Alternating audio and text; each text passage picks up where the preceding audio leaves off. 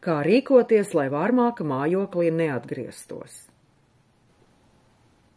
Ja varmāka, kas atrodas mājoklī vai tā tuvumā, var nodarīt tūlītēji kaitējumu jūsu dzīvībai, brīvībai vai veselībai, tad nepieciešams izsaukt policiju, kas liek varmākam atstāt mājokli.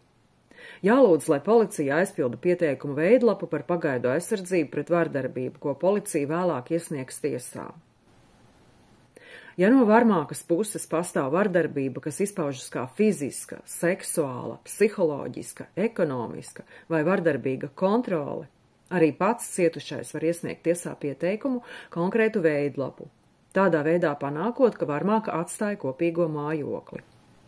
Veidlapa par pagaidu aizsardzību pret vardarbību ir pieejama internetā. Lai varmāka pēc mēneša neatgrieztos mājoklī, nepietiek tikai ar veidlapas par pagaidu aizsardzību iesniegšanu tiesā vai policijas izsaukšanu. Ir jāsazinās ar juristu un jāceļ tiesā attiecīga prasība, piemēram, par laulības šķiršanu. Ja ir celta prasība tiesā, tad varmāka nedrīkstēs atgriezties mājoklī, līdz spriedums stāsies spēkā.